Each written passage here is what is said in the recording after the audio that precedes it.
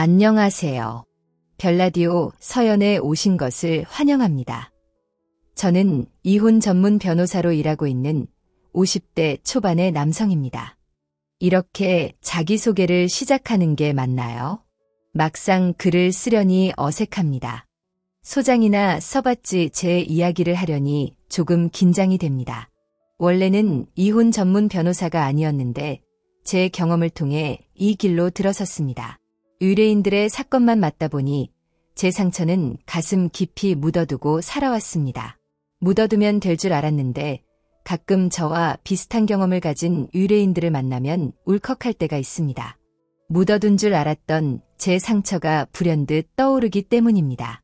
의뢰인 중 몇 분이 이 사연 채널을 추천하셨습니다. 변호사님, 제가 유튜브 사연 채널에서 들었는데 저보다 더 기막힌 사연들이 많더라고요. 그래서 그거 들으면서 위안을 받고 있어요. 그런 매체를 통해 얻는 게 많다니까요. 변호사님도 한번 들어보세요. 듣다 보면 참 공감도 되고 시간 가는 줄 모르겠더라고요. 처음에는 별로 관심이 없었는데 어느 날 야근 중에 그분의 말씀이 떠올라 들어봤습니다. 듣다 보니 정말 나만 그런 일이 있는 게 아니구나 싶어 알게 모르게 위안을 얻게 되었습니다. 그래서 저 역시 어디서도 차마 말할 수 없었던 저의 기가 막힌 사연을 많은 분들에게 소개하고 싶다는 용기가 생겼습니다. 이혼 전문 변호사도 저런 일을 겪는구나. 누구나 나쁜 일이 생기고 또 극복할 수 있구나 하는 위로를 얻으시길 바랍니다. 그럼 제 이야기를 시작해 보겠습니다. 저는 흔히 알고 계시는 스카이 명문대까지는 아니지만 서울 4년제 대학 경영학과에 입학했습니다. 저희 아버지와 어머니께서 사업을 하고 계셨거든요. 제가 장남이라 그 사업을 물려주시겠다고 경영학과에 다니라고 하셨습니다. 어릴 때부터 저는 제 의지대로 뭔가를 해본 적이 없었습니다. 그저 부모님의 의견을 따라가기만 했습니다. 차민석, 내가 겨우 그런 학교 가라고 열심히 사교육시켜가며 가르친 줄 알아? 한심해서 정말. 그 대학 다니다가 석사 따로 미국 하버드나 MIT 갈 생각해. 그래야 회사를 물려주든가 말든가 하지. 엄마, 아빠 창피하게 하지 말라고. 네, 그렇게 할게요. 부모님은 우리나라에서 경영학과를 다니다가 외국 명문대 경영학과에 가서 석사 졸업을 하라고 말씀하셨습니다. 대학에 들어가면 끝이 아니라 시작이었습니다. 중고등학생 때보다 더 열심히 공부해야 했습니다. 그런데 공부를 하면 할수록 저와 맞지 않다는 생각이 들어서 괴로웠습니다. 그럴 때마다 절친에게 전화를 걸어서 상담을 했습니다. 상범아, 잘 지내냐? 바쁘지 뭐, 너는 잘 지내? 서울물 좋아. 서울물은 좋지. 성범이는 좋겠다. 하고 싶은 공부하고 의대 잘 맞지. 그렇지 뭐, 난 내가 부럽다. 나도 너랑 같이 서울에 있는 대학 갈 수 있었는데 성적 장학금 받으려고 그래도 뭐 괜찮아. 네가 우리 부모님 아들로 태어났어야 했어. 나 진짜 부담스러워 죽겠다. 경영 나랑 안 맞아. 야, 차민서 배부른 소리 하지 말고 열심히 해. 답답하면 여기 내려와서 술 한 잔 사주고 가든가. 여기 공기 좋아서 속이 뻥 뚫릴 거다. 그럴까? 생각만 해도 좋네. 그래, 조만간 갈게. 아니면 내가 갈게. 서울 구경도 하고. 그래, 곧 만나자고. 그 친구와 저는 고등학교 때부터 단짝 친구였습니다. 고등학교 때 전교 1등을 하며 장학금을 받고 지방의대에 합격한 친구였습니다. 이혼 가정에서 어렵게 자라서 없는 형편의 의대에 가느라 고생이 많은 친구였습니다. 나 연대 의대 가고 싶어. 근데 못 가. 의대 가고 싶은데 성적도 되는데 돈이 없어서 못 간다는 게 말이 되냐. 진짜 거지 같은 집, 민서가. 난 내가 부럽다.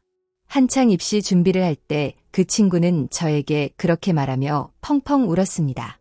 그 모습을 보니 참 짠하더라고요. 그때 사정을 알게 된 저는 부모님에게 부탁해서 일부러 그 친구에게 수학 과외를 받고 과외비를 주기도 했습니다. 그 친구와 만나면 항상 제가 돈을 썼습니다. 의식하지 못했는데 고등학교 때부터 자연스럽게 그래왔던 것 같아요. 제가 돈을 더 많이 쓰는 것에 관해 불만은 없었습니다. 친한 친구 사이니까 조금 더 형편이 좋은 제가 사는 게 당연하다고 생각했습니다. 오랜만에 만난 친구에게 항상 그렇듯이 저는 밥과 술을 사줬습니다. 그런데 술집에서 제 대학 동아리 모임 친구를 우연히 마주쳤습니다. 민서가, 뭐해? 나 친구가 와서 주인은 무슨 일로?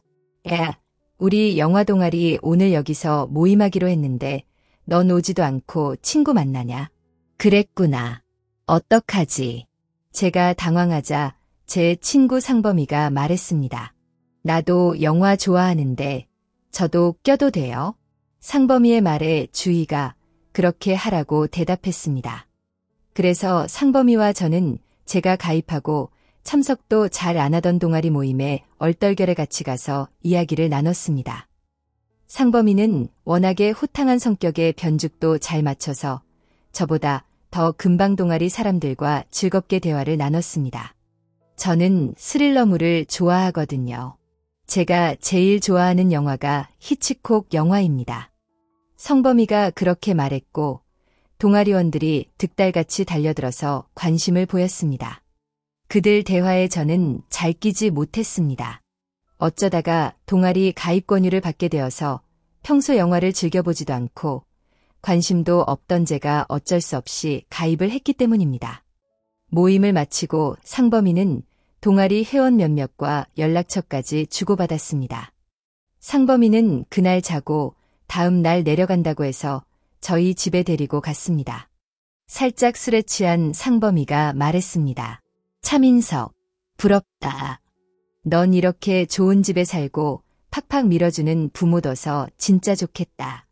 야, 너 많이 친했다. 씻고 자. 근데 너 왜 연애 안 하냐? 너희 그 영화 동아리에 예쁜 사람 많던데 이 자식도 쑥맥처럼 구는구만. 아니, 뭐 별로. 사실 나 영화 모임에 관심도 없어서 탈퇴하려고 했고 연애는 뭐 그냥 나중에. 야, 그러지 말고 너도 연애 좀 해. 이과대 다니면서 바쁜 나도 연애하는데 넌 뭐가 아쉬워서 연애도 못하고 그러고 사냐. 아까 그 주희 괜찮던데. 성격도 밝고 너랑 반대라서 잘 어울릴 것 같아. 잘 좀 해봐. 짜사. 성범이는 주희에게서 받은 연락처를 저에게 넘겨줬습니다. 저도 그날 주희에 대해서 처음 알게 됐는데 상범이 말대로 저와는 반대인 성격이라서 왠지 끌리는 게 있었습니다. 친구라서 제 마음을 눈치챘나 보다 했습니다. 성범이는 쇳불도 당긴 김에 빼자면서 그 다음 날 자기가 지방에 내려가기 전에 같이 만나자고 했습니다. 내가 보니깐 너 이대로 두고 가면 죽도 밥도 안 될 것 같다. 내가 주희 씨한테 내일 만나자고 할게. 둘이서 만나서 밥도 먹고 영화 얘기도 하고 둘이서. 야, 나 못해. 정말 답답한 놈. 그래, 그럼 나도 같이 가자. 기차 예매 시간 전까지 같이 있어줄게. 성범이는 그렇게 말하고 바로 주희에게 메시지를 보냈습니다. 야, 언제 내일 뭐 할지 생각해놔. 주희 디자인과니깐 옷 좀 멋있게 빼입고 피곤하다. 나 잔다. 저는 그날 설레서 잠을 이루지 못했습니다. 그리고 다음 날 저는 정장을 빼입고 나가려다가 상범이에게 핀잔을 들어야 했습니다. 너 무슨 선 보러 가냐? 편안하게 캐주얼로 입고 가야 부담되겠다. 야, 그치. 좀 과하지. 너나 아니었으면 어쩔 뻔했냐. 너도 주희 걔한테 관심 있었나 보네. 어제 모임에서 보니까 애가 괜찮더라고. 이 형이 도와줄게. 걱정 붙들어 매. 그렇게 저는 설레는 마음으로 약속 장소에 갔습니다. 주희는 화사한 차림에 곱게 화장을 하고 저희를 반겨줬습니다. 해장국밥을 먹을까 했는데 상범이가 피자를 먹자고 했습니다. 야, 국밥은 무슨, 너 아저씨냐? 피자 스파게티로 해장하자. 괜찮죠, 주희씨? 아, 네, 좋아요. 상범이는 저에게 귓속말로 여자 마음도 모르는 놈이라고 말하더니 희죽 웃었습니다. 그렇게 저희는 함께 피자와 스파게티를 먹으며 많은 대화를 나눴습니다. 저보다는 상범이의 주도하에 이야기가 진행됐습니다. 주희 씨는 산업디자인과라고 했죠.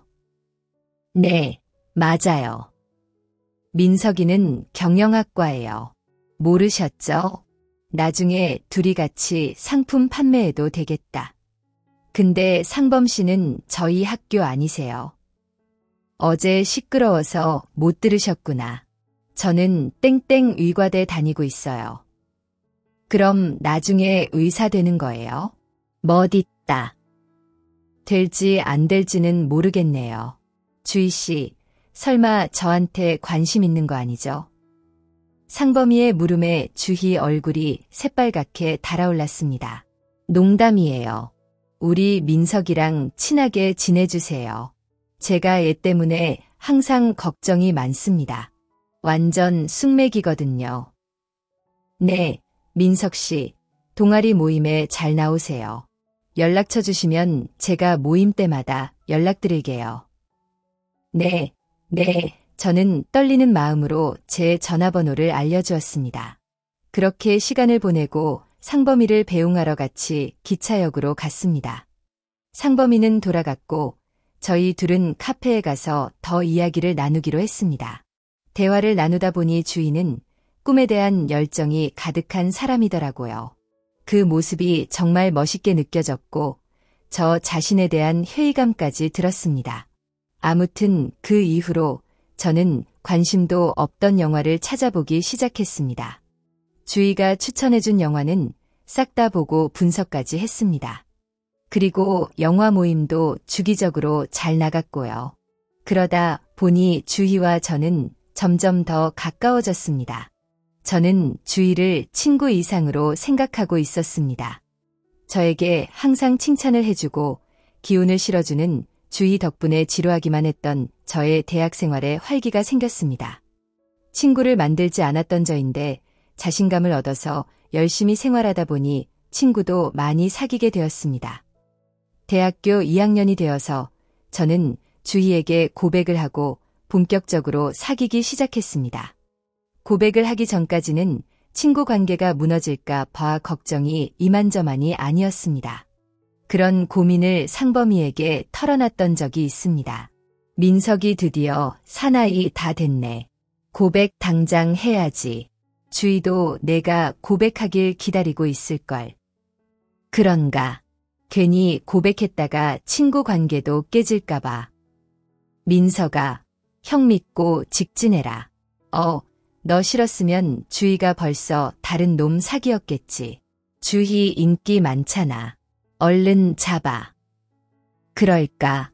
알았어. 고맙다. 성범아. 그래, 사귀면 형한테 크게 한턱 쏴라. 형은 무슨... 주희와 연인 관계로 발전할 수 있었던 것도 친구 상범이의 도움이 컸습니다. 상범이의 말대로 주희는 기다렸다는 듯이 제 고백을 흔쾌히 받아줬거든요. 학교 친구들은 저희 관계를 부러워하고 질투까지 했습니다. 특히 저를 부러워하는 남자들이 많았습니다. 야, 우리 대학교 최고 킹카를 누가 데려가려나 했더니 민석이 너냐? 역시 돈이 좋다.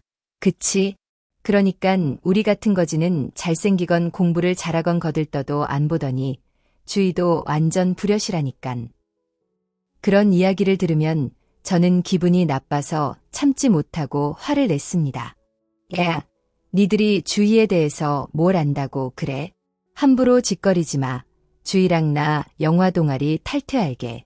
더러운 새끼들. 주희와 저는 그때까지 함께하던 영화 동아리를 탈퇴했습니다. 왠지 모두가 적으로 느껴졌습니다. 주희 역시 마찬가지 기분을 느꼈나 보더라고요. 애들이 헛소문 퍼뜨리고 다녀. 내가 민석이 너 보고 돈 보고 사귄다면서. 너네 집이 그렇게 부자야? 난 전혀 몰랐어. 알아. 주희. 내가 그럴 리가 없다는 걸 내가 알잖아. 진짜 못된 자식들. 한 귀로 듣고 한 귀로 흘리자. 민석아. 난 너만 있으면 돼. 주변에서 이상한 소문이 나돌면서 저와 주희는 더 똘똘 뭉쳐 지내게 됐습니다. 나중에는 저희 둘을 보며 꼴불견이라고 대놓고 수군대더라고요. 서로에게 의지하다 보니 저와 주희는 사귀면서 자연스럽게 결혼까지 생각하게 됐습니다. 그렇게 사귀다가 대학교 3학년을 앞둔 겨울방학에 저에게 입대 영장이 날아왔습니다.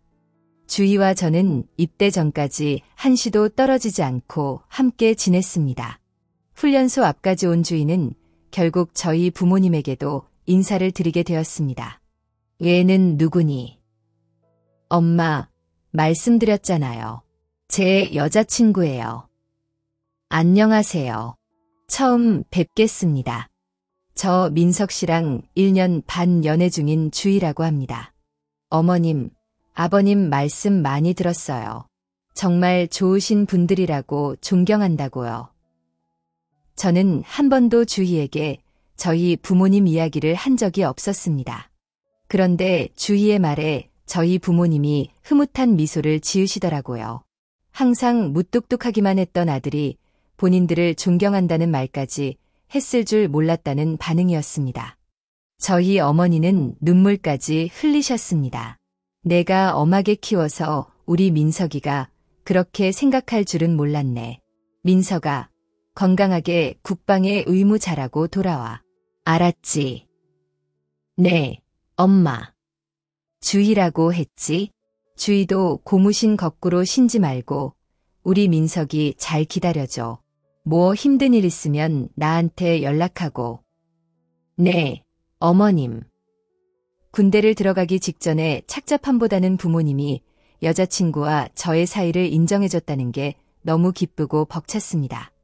그만큼 주희를 진심으로 사랑하고 믿고 있었거든요. 실제로 제 상병 말초 위기를 겪기 전까지 주희는 고무신을 바로 신고 저를 열심히 기다려줬습니다. 편지도 일주일에 한 번씩 보내줬고 발렌타인데이나 크리스마스에는 특별히 고급 초콜릿과 책 선물, 긴 편지도 적어서 보내줬습니다.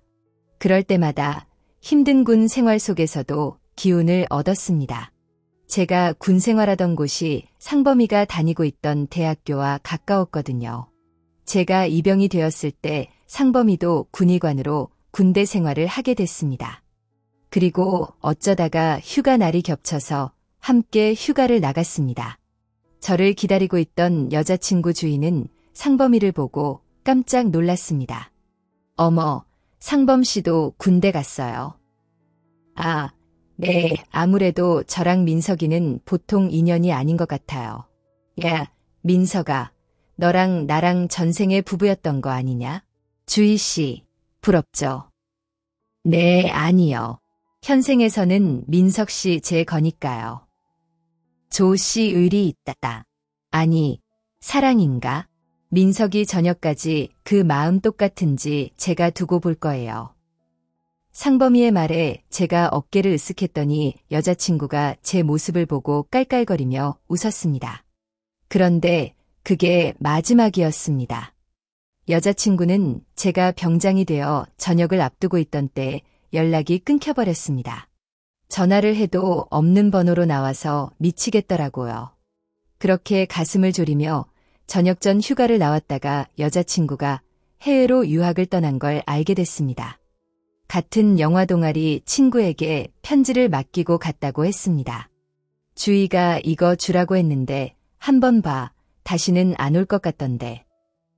편지에는 갑작스럽게 유학길에 오르게 됐다며 언제 들어올지 모르고 안 들어올 수도 있다고 미안하다는 말만 적혀 있었습니다. 저는 너무 큰 충격을 받았습니다. 주희가 떠난 걸 저희 부모님도 알고 계시더라고요. 주희 걔가 우리랑 자주 연락했는데 형편이 안 좋다고 해서 내가 몇 번 돈도 보내주고 했어. 돈을요 얼마나요? 뭐 2천 정도 보냈나. 나중에 갚겠다던데. 그리고 갑자기 좋은 기회가 생겼다고 해외로 간다더라.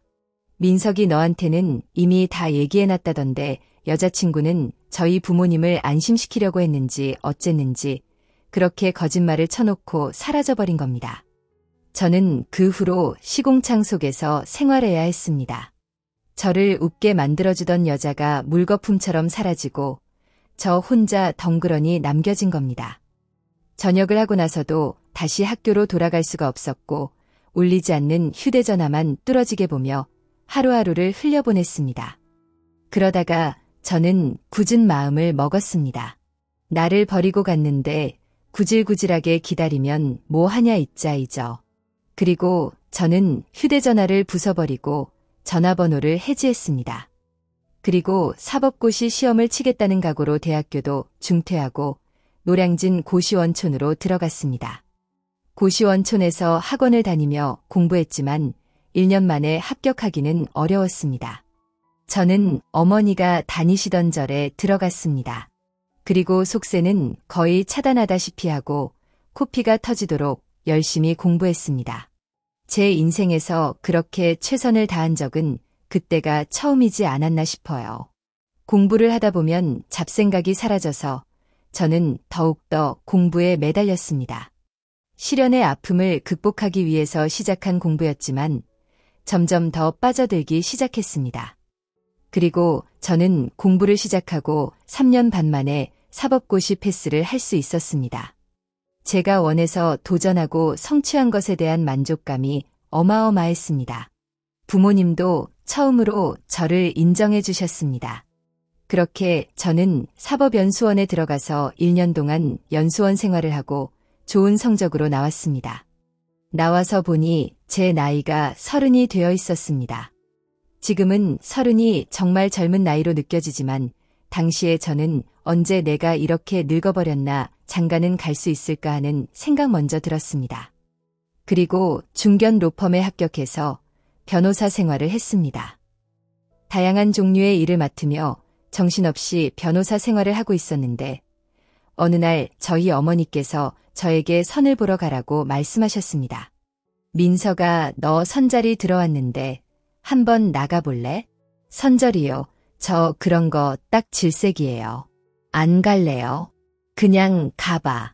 엄마 부탁이다. 내가 아는 사람. 아들이 결혼정보업체를 운영하는데 회원 모집한다고 해서 내가 너거 넣어뒀거든. 이 조건이 터클래스라고 여기저기서 연락이 온단다. 믿을 만한 곳이니까 한번 나가봐. 너 이제 내년이면 32야. 장가 안 갈 거야 더 말했다가는 잔소리 폭격만 받을 것 같았습니다. 어머니의 성화에 저는 하는 수 없이 선을 보러 나갔습니다. 은행원부터 증권사에 다니는 여자, 사업하는 여자 등등 명문대에 좋은 스펙을 가진 여자들을 줄줄이 만났습니다. 모두 사람은 좋았지만 저에게 여자로 느껴지는 사람은 없었습니다. 대학 때 사귀던 여자친구에게 큰 상처를 받고 나서 연애를 하는 게 내심 두려웠던 것 같기도 합니다. 더는 그런 인위적인 만남을 갖고 싶지 않았어요. 그래서 저는 어머니에게 딱 3번만 더 나가고 그 결혼업체에서 제 정보를 싹 다 없애기로 합의를 받습니다. 엄마, 전 이번이 마지막이에요. 이번에도 아니면 정말 저 아닌 거예요. 장가를 가든 말든 제가 알아서 할게요. 그래 알았어. 멀쩡한 놈이 어쩌다가 저렇게. 그리고 저는 마지막 선자리에 아무 기대도 없이 도착해서 차를 마시며 기다리고 있었습니다. 그런데 누군가 다가오더니 제 이름을 불렀습니다. 민석 씨, 차민석 씨 맞죠? 많이 들어본 목소리라서 저는 깜짝 놀라 고개를 들었습니다. 저를 버리고 유학길에 올랐던 주희가 눈물이 그렁그렁 맺혀서 저를 바라보고 있었습니다. 준이가 여기를 민석 씨 설마 했는데 민석 씨가 맞구나. 원희가 나랑 선보러 나온 사람이라고 맞아. 최유진으로 되어 있었는데 내가 이름 바꿔서 등록해달라고 했어. 민석 씨가 내 이름 보면 안 나올까 봐. 우선 그렇게 떠나버려서 미안해. 민석 씨. 그리고는 그 여자는 구구절절 자기 사정을 설명했습니다. 저에게 그렇게 깊은 상처를 준 사람인데 다시 만나고 나니 주책도 없이 심장이 두근거렸습니다. 어떻게 이런 인연이 다 있나 싶은 생각도 들었고요. 그 여자가 준 상처 따위는 지워버릴 수 있을 거라고 생각했습니다. 그렇게 5년 동안 미국에 있다가 돌아왔어. 한국이 너무 그리웠어. 그래. 주희야, 너 때문에 내가 고생 꽤나 했다. 정말 미안해. 나 한 번도 민성 씨 잊은 적 없어. 결혼정보 업체에서 민석 씨 이름 발견하고 내가 매칭해 달라고 부탁했어. 변호사라길래 긴가민가 했는데 어쩌다가 변호사가 된 거야. 다 주희 네 덕분이지. 너 잊으려고 사법고시 준비했었거든. 그러다가 내 적성을 발견한 거야. 너가 정말 미웠는데 고맙기도 하더라. 민석 씨 보고 싶었어. 연락했는데 연락처가 다 사라져서 나도 얼마나 답답했는 줄 알아. 민석 씨, 우리 다시 시작하면 안 될까? 거의 10년 만에 만난 주인은 그렇게 제 마음을 흔들어 놓았습니다. 저도 모르게 그 여자가 명함을 줬고 저도 명함을 받았습니다. 한 회사에서 디자이너로 일을 하고 있는 모양이더라고요. 그래도 유학 가서 열심히 하고 좋은 직장 들어간 것 같아서 보기 좋았습니다. 다시 연인 관계를 할 수는 없을 것 같았지만 친구로 지내기로 마음먹었습니다. 그러게 가끔씩 만나서 이야기도 나누고 대학 시절과 영화 이야기를 하다가 술에 취해버렸습니다. 그리고 눈을 떴더니 호텔방이었습니다. 머리가 깨질 것 같았는데 다시 그 전날을 복기해보니 술에 취해 분위기가 무르익어서 술 마시던 호텔바에서 바로 호텔 체크인을 하고 들어갔던 기억이 떠올랐습니다. 제 옆에는 주희가 새근새근 잠들어 있었습니다. 제가 부스럭거리니 실눈을 뜨고 저에게 말했습니다. 일어났어 주희야. 진짜 어제는 내가 미쳤나 봐. 미안해. 뭐가 미안해. 우리 다시 사귀기로 한 거 기억 안 나. 그 말 듣고 내가 얼마나 기뻤는데 주희는 그렇게 말하며 눈물을 흘렸습니다. 당황한 저는 나지도 않는 기억이 난다고 하면서 둘러대야 했습니다. 맞아, 내가 그랬지.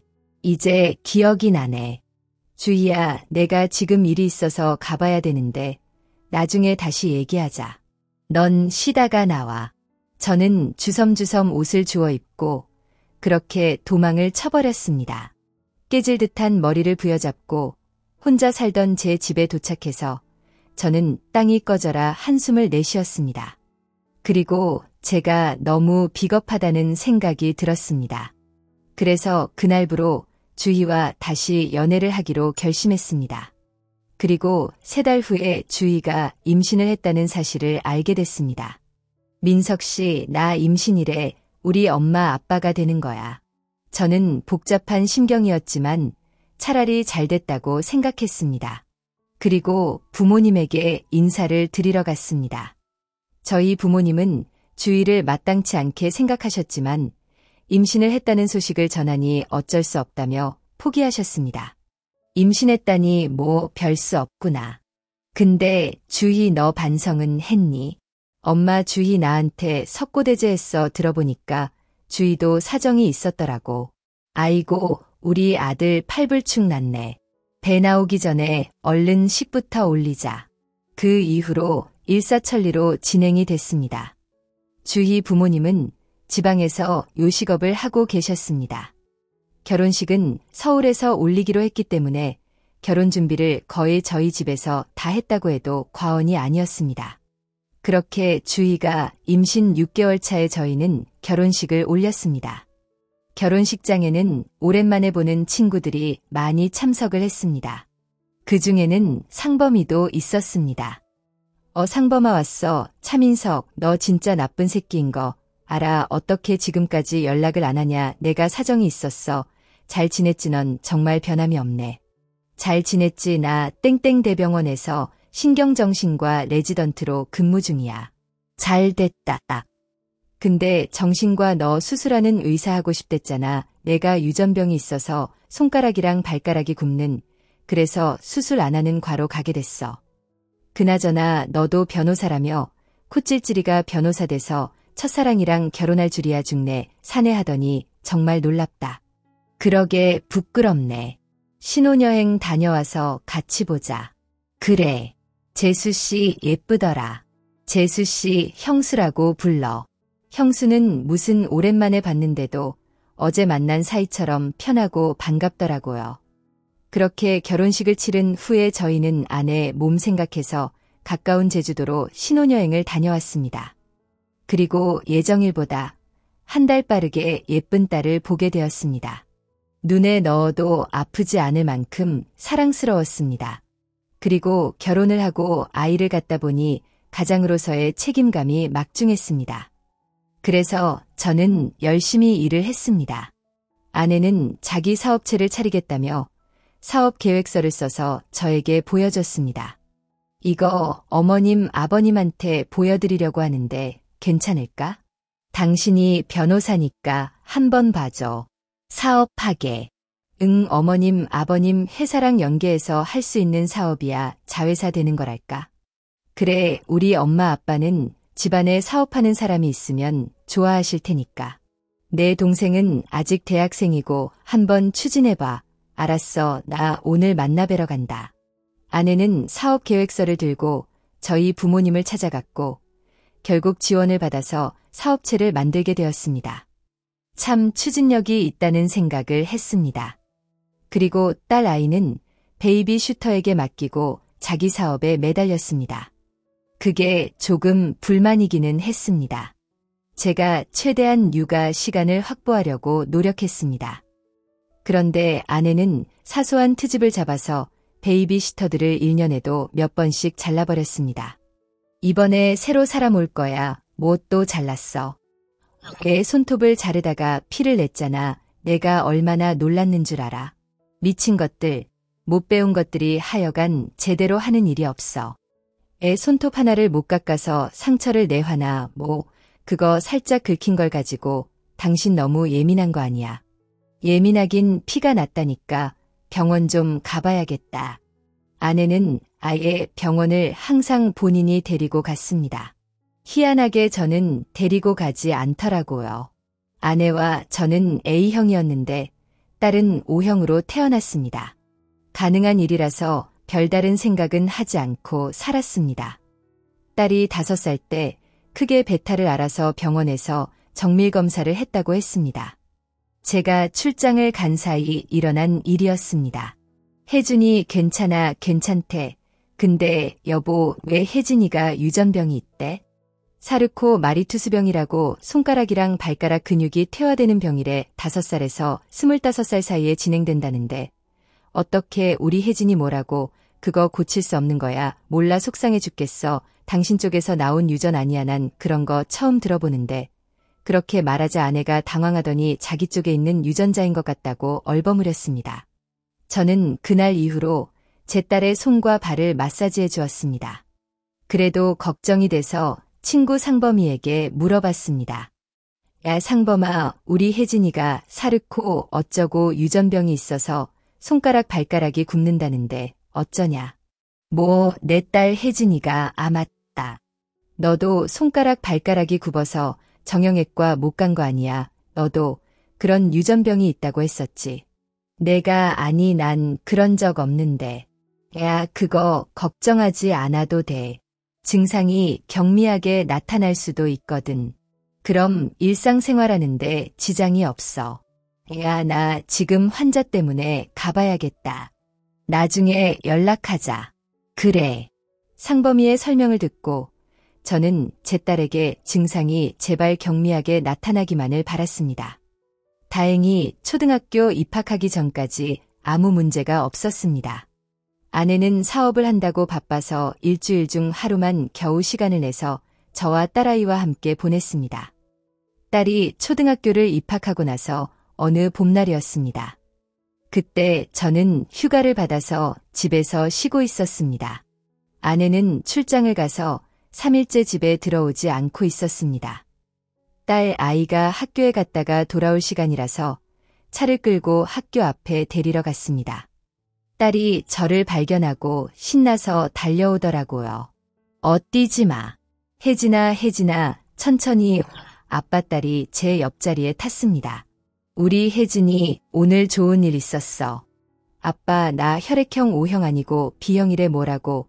그럴 리가 엄마 아빠가 A형인데 어떻게 내가 B형이 나와. 이거 봐 답답해 진짜야. 선생님이 나한테 B형이라고 그랬어. 그 말을 듣고 저는 망치로 뒤통수를 가격당한 듯이 머리가 띵하고 아팠습니다. 그리고 왜인지 친구 상범이와의 시간들이 주마등처럼 제 머릿속에 떠올랐습니다. 그리고 상범이가 유전병 이야기를 했던 것이 떠올랐고 상범이가 저에게 뭔가 속이고 있다는 확신이 들었습니다. 그래서 저는 딸 아이를 집에 데려다 두고 딸 아이 칫솔과 머리카락을 챙겨서 차를 끌고 상범이가 일하던 병원에 갔습니다. 그리고 친자 검사 의뢰를 하기로 했습니다. 상범아 혜진이랑 나 친자 검사해보려고 제가 그렇게 말했더니 상범이 얼굴이 새하얗게 질리더라고요. 친자 검사를 갑자기 왜 네가 왜 그렇게 놀라냐. 아니 혜진이가 B형이래. 나랑 주희는 분명히 A형이거든. 근데 어떻게 B형이 나올 수가 있냐 말이대. 그래 내가 그럼 우리 병원에서 검사해 줄게. 뭐 가져왔어? 여기 칫솔이랑 머리카락. 내 머리카락도 이놈은 떨리는 손으로 제가 준 것을 받아들였습니다. 저는 그리고 자연스럽게 상범이 머리카락을 뽑았습니다. 야, 너 뭐 하냐? 아니, 상범아, 너도 늙냐? 새치가 왜 이렇게 많아 봐봐. 내가 좀 더 뽑아줄게. 뭐야 됐어, 가봐. 내일 결과 나올 거야. 그래, 수고해라. 저는 상범이 머리카락과 제 딸의 머리카락, 그리고 제 머리카락을 가지고 다른 병원에 가서 친자 검사 의뢰를 했습니다. 상범이 그놈에게는 떠보려고 갔던 거였고 그놈의 반응을 보고 저는 혜진이의 친부가 상범일 거라고 합리적 의심을 할 수 있었습니다. 저는 다음 날도 연차를 써서 상범이에게 갔습니다. 검사 결과 나왔어. 나왔어? 야, 너랑 혜진이 친자관계 확률이 99%를 넘는다. 자식, 왜 이상한 생각을 하고 그럴 리가 없는데 너 문서 위조도 아니야. 사문서 위조 범죄인 거 알지? 나 변호사야. 제가 그렇게 말하자 상범이 자식이 의아한 표정을 지었습니다. 그리고 그 자식을 만나기 전에 미리 다른 병원에 의뢰해둔 친자 검사지 2장을 눈앞에 내밀었습니다. 봐봐. 똑똑히 보라고. 나랑 혜진이는 친자일 확률이 거의 제로에 가까워. 근데 너랑 혜진이는 친자 관계란다. 이게 말이 되냐? 너 언제부터 주희랑 만난 거야? 언제부터? 저는 분노로 미쳐 날뛰었습니다. 제 모습을 보며 상범이 그 자식은 어쩔 줄을 몰라하며 변명을 해댔습니다. 진정에 나가서 얘기하자. 내가 더 설명해 줄게. 나 오늘부터 이 병원 그만두거든. 같이 나가자. 병원을 그만둬. 야, 그래, 내 차 타주희 그년이랑 셋이서 삼자 대면해보자. 저는 상범이 그 자식을 데리고 저희 집으로 달려갔습니다. 현관에서 출장 갔다 돌아온 와이프가 문을 열어줬습니다. 그리고 저는 있는 힘껏 상범이 그놈을 제 집 안으로 밀어넣었습니다. 상범이를 보고 아내가 힘이 풀렸는지 풀썩 주저앉아 말했습니다. 어머, 상범아. 아니, 상범씨, 여긴 어쩐 일로? 그런 아내에게 제가 소리쳤습니다. 내가 데려왔어. 혜진이 친부가 누군데 친아빠는 차민석 너잖아. 무슨 뚱단지 같은 소리야. 적반하장으로 나오더라고요. 저는 질 생각이 없었습니다. 너네가 다 알아봤으니깐 딴소리할 생각하지 마. 나 변호사야. 너희 둘 나 몰래 계속 만나고 왔지. 다 안다고 여기서 이실직고 하면 내가 소송까지는 안 갈게. 시끄럽게 하고 싶지 않으니까 다 말해. 그랬더니 아내인 주희와 절친이었던 상범이는 제 앞에 무릎을 꿇고 그간 있었던 일에 대해 처음부터 끝까지 다 말해줬습니다. 아내는 상범이 때문에 저에게 접근했고 상범이 그 자식은 다른 여자를 만나고 있었던 겁니다. 질투심에 아내는 저와 연애를 했고 군대에서 제외했을 때 상범이 그놈이 아내를 꼬신 겁니다. 저에게 연락을 끊고 유학길에 올라서도 꾸준히 상범이와 연락하고 만났던 겁니다. 주인은 그런 상범이에게 흠뻑 빠져서 임신까지 했지만 상범이 그놈은 결혼할 생각이 없었다고 했습니다. 그래서 내가 결혼정보업체에서 선보고 다닌다는 이야기 듣고 너랑 만나보라고 한 거야. 넌 그 위에 있지 못하고 있었으니까 다 널 위해서 한 거야. 민서가 용서해줘라. 그냥 덮고 지금처럼 지내. 혜진이도 내 딸로 8년이나 살았잖아. 혜진이를 봐서 그 말을 듣고 저는 화분을 들어서 돈 연놈 앞에 집어던졌습니다. 혜진이를 봐서 네 자식인데 걔 눈치를 내가 왜 봐. 이 개자식 주희 너 각오해라. 둘 다 내 집에서 당장 꺼져 두년놈을 내쫓았습니다. 그리고 미리 준비해둔 녹음기로 두년놈의 고백을 녹음해 두었습니다. 저는 최대한 흥분을 가라앉히고 이혼 소송 준비를 했습니다. 그때까지는 제가 이혼 소송 경험이 거의 없다시피 해서 다른 동료의 도움을 많이 받았습니다. 두년놈이 10년이 넘는 세월 동안 저를 속였다는 생각에 뱃속 깊은 곳에서부터 오래가 치밀어 올랐습니다. 그리고 알아보니 아내는 저희 부모님 자회사를 운영하면서 횡령까지 하고 있었습니다. 그 횡령한 돈으로 상범이 그 자식 개인 병원을 차려주려고 했더라고요. 참 파면 팔수록 어처구니가 없었습니다. 나중에는 제 스스로가 너무 창피하더라고요. 부모님께도 고개를 들 수 없을 정도로 죄송했습니다. 어머니, 아버지, 제가 여자를 잘못 만나서 죄송해요. 제가 다 되돌려 놓을게요.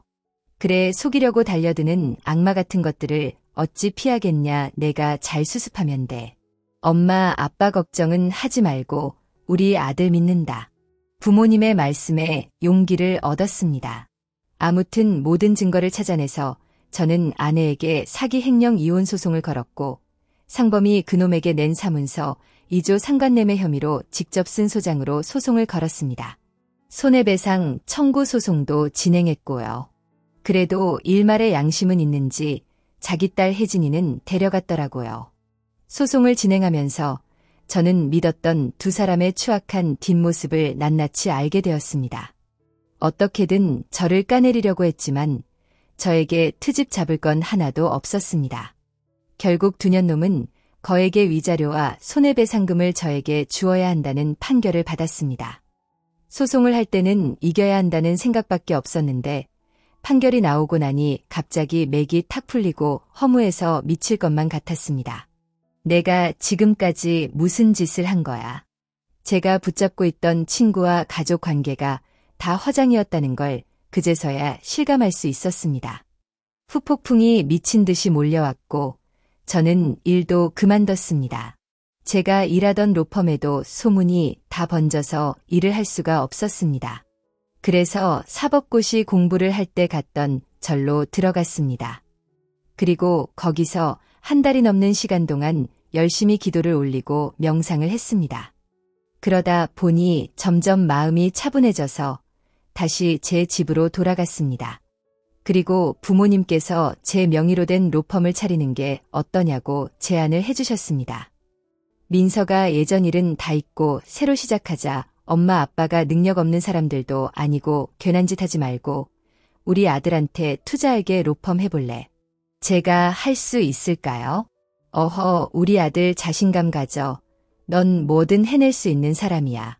그 어렵다는 사법고시도 합격한 놈이 뭔들 못하냐. 너 아직 어려. 새로 시작해도 돼. 그렇게 저는 부모님의 응원을 받아서 소규모 로펌을 차렸습니다. 그리고 제가 직접 변호사 면접을 봐서 채용했습니다. 5명의 변호사와 사무장분들과 함께 일을 했습니다. 초반에는 고전을 면치 못했는데 1년이 지나가면서 일이 술술 풀렸고 로펌 규모가 커졌습니다. 그리고 제 로펌에서 지금의 와이프를 만나게 됐습니다. 와이프도 이혼의 아픔을 가지고 있던 사람입니다. 전 남편에게 당한 게 많더라고요. 서로 그런 이야기를 나누며 가까워졌다가 마음이 맞아서 3중후반의 나이에 결혼을 했습니다. 지금은 아내와 함께 로펌을 운영하면서 고등학생, 중학생이 된 아이돌을 키우며 잘 살고 있답니다. 저에게 큰 상처를 줬던 전 아내와 전 친구 두 연놈은 결국 살림을 합쳐서 함께 살았고 머리채 잡고 싸우다가 결국 이혼을 한 걸로 알고 있습니다. 한때 제 딸 아이인 줄 알았던 혜진이가 아무쪼록 형편없는 부모 밑에서도 잘 자랐기를 바랄 뿐입니다. 여러분, 저희 이야기는 여기까지입니다. 이렇게 털어놓으니 제가 가지고 있던 상처들도 별게 아닌 것처럼 느껴지네요. 지금 현재에 충실하면서 제 가족 잘 지키고 앞으로도 부끄러움 없는 인생을 살겠습니다. 그럼 저는 물러가 볼게요. 감사합니다. 행복하세요.